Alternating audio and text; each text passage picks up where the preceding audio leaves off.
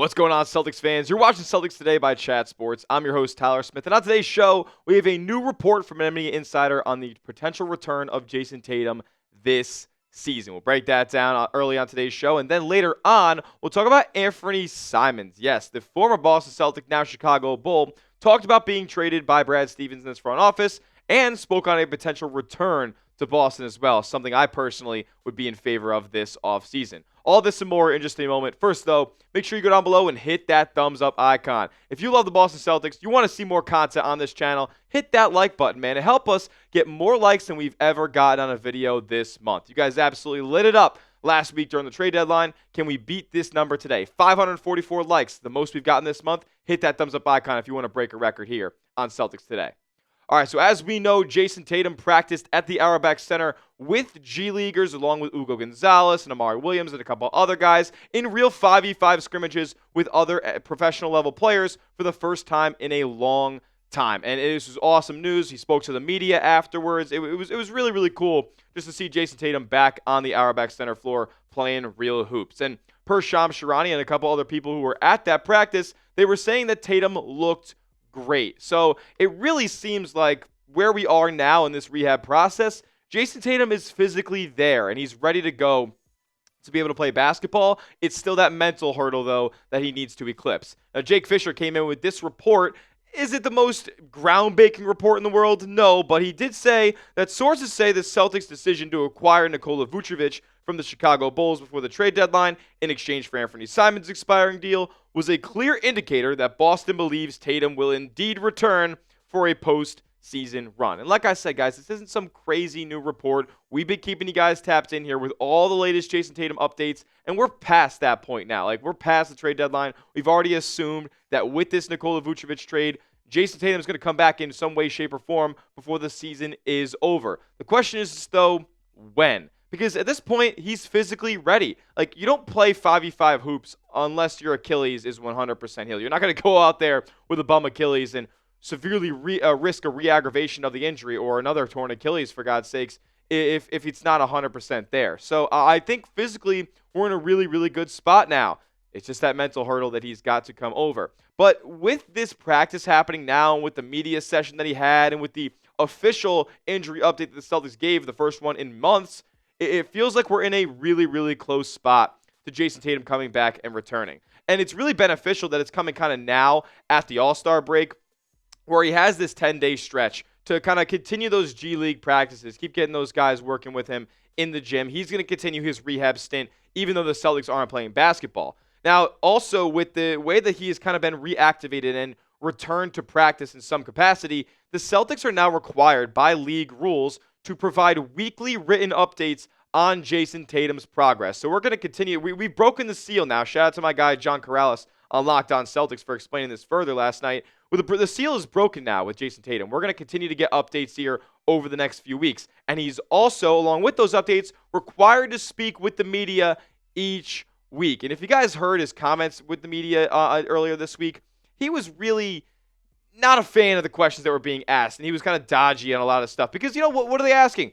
How close are you to coming back? If you had to put a percentage on it, what's it looking like at this point? Like, what does this practice mean for your return and how imminent it is? He doesn't want to keep answering these questions, the same questions, over and over and over again. So, from my point of view, the Celtics wouldn't be doing this. They wouldn't be hosting these practices, having Jayson Tatum meet with the media if they didn't think he was close, if they didn't think he would only have to do a couple more of these media availabilities before he actually gets back out there on the court. So it seems like right now, the Celtics and Jayson Tatum are very close to getting zero back on the basketball court. Fantastic news. And we kind of been hearing this, right, from a couple different insiders around the league over the last few weeks. Chris Mannix said that he's reached the mental hurdle phase of his recovery. His body is as close to all the way back as it gets. And look, that was like 2 weeks ago. So he's even further along physically now than he was when Mannix made this comment. And then Brian Windhorst came out and said, the steps are indicating he's going to have a good shot to return this season. Guys, he's coming back. Drew Carter, the play-by-play guy for your Boston Celtics on NBC Sports Boston, he said, I've all year thought that he's going to try to play this season, and nothing has changed my mind on that. Guys, this is going to be for real. This is going to be happening over the next 3, 4, 5 weeks. We're going to see Jayson Tatum back on the court before the month of March is over. That, I'm not going to say I guarantee it, but I have a really good feeling about. I honestly think that there's a chance he returns as soon as the end of February. I mean, there's a game against the Brooklyn Nets and a game against the Charlotte Hornets at the end of February, at the beginning of March, that Tatum could easily return for. But I do believe that with him being dodgy and everybody being cryptic and vague about where Jayson Tatum is at this point, I feel like his team wants him to come back for a nationally televised game. This is one of the biggest athletic returns in any sport over the last, year or so. So why wouldn't you have as many eyeballs on it as humanly possible? And look, if he's able to come back now, that's great. Why not give it a couple more weeks to guarantee he's over that mental hurdle and further cement him physically as ready to go? So I'm looking at the Dallas Mavericks game on March 6th. I'm looking at like a 3-game stretch in the third week of March there for some other spots where JT could come back here. But honestly, this spot, Friday night, ESPN against Cooper Flagg, a guy who Jayson Tatum has acted as a mentor towards, feels like the day that JT is going to return. So I'm putting my stake into the ground right now. Jayson Tatum returns Friday, March 6th against the Dallas Mavericks. What do you guys think? Get your crystal balls out. Predict it for me down in the comments section. When will Jayson Tatum return to the Celtics? I'm done asking if. When will Jayson Tatum return to the Boston Celtics? Drop a date and a game down in the comment section with your thoughts now. Coming up next, we got to talk about Anfernee Simons. And I get it. He's not a member of the Boston Celtics anymore. But he might want to be. We'll break down what he had to say ahead of the Celtics versus Bulls matchup in just a moment. First, though, I got to tell you guys about our sponsor, as this episode is brought to you by PrizePicks. Shoot your shot on PrizePicks and get $50 instantly in lineups when you play your first $5. You just got to use our promo code CLNS. You can see in the bottom right of your screen. That's right. PrizePicks is now giving you $50 in lineups when you sign up and play your first $5. PrizePicks makes every dunk, every dime, and every board that much more exciting. So don't miss this chance to get started on America's #1 app for sports picks at PrizePicks, where all you guys got to do is pick a lineup of 2 to 6 players and just pick more or less on their projected stats. Take it from me, I've been a customer longer than even been a sponsor here at Chat Sports. I love it because of the features that they offer, how aesthetically pleasing it is, how it takes less than 60 seconds to create a lineup. PrizePicks is the best. And if you guys want to copy my lineup for tonight's action, I got Anfernee Simons, a little bit of a revenge game versus the Boston Celtics to hit more than 3.5 3-pointers made. That's a demon, though, so it's going to upgrade and increase my payout on this lineup. I have Jaylen Brown to get back above that 30-point threshold, more than 29.5 points there. And then Nikola Vucevic. He hasn't really found his mark from the outside for the Boston Celtics yet. How about a familiar opponent in the Chicago Bulls here for him to hit more than 1.5 3-pointers made? You can tell my picks, you can fade my picks. Just do it at PrizePicks. Take advantage of all the deals they offer, like an early payout. So if your lineup gets off to a hot start, you can cash out those winnings. Or injury insurance. If a player gets hurt in the first half, they will reboot that square and not even include it in your lineup. Download the app today and use the code CLNS to get $50 in lineups after you play your first $5 lineup. That's code CLNS to get $50 in lineups after you play your first $5 lineup. PrizePicks. It's good to be right.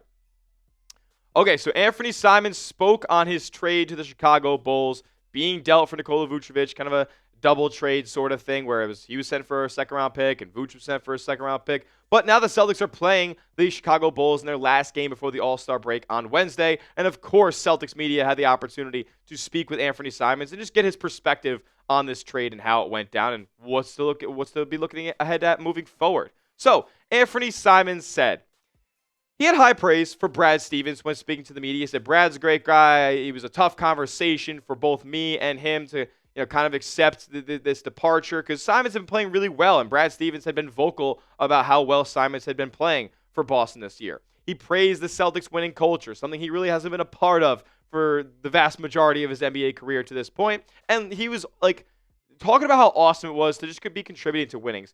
And to be winning games week in and week out with his team and meshing with that group. He said, quote, you start to see a future for yourself in Boston with how much they were winning and how good it felt to be a part of this group. But he did also say that he understands the business of the NBA and trades and how he's been in trade rumors since his third year in the league. So he's just got to be where his feet are at and all that stuff. But he did also mention, or was at least asked, about a potential return to Boston. We'll get to that in a moment. But here is what Simon said about the departure. He said, you build a connection with the city and team. You've won together and you lost together. So that's the toughest part. getting some relationships and being able to go out here and compete with each other, and that kind of stops, and then you kind of feel like you're kind of sad about it. So, but the NBA moves fast. Not even 48 hours later, I'm on the court with a brand new team.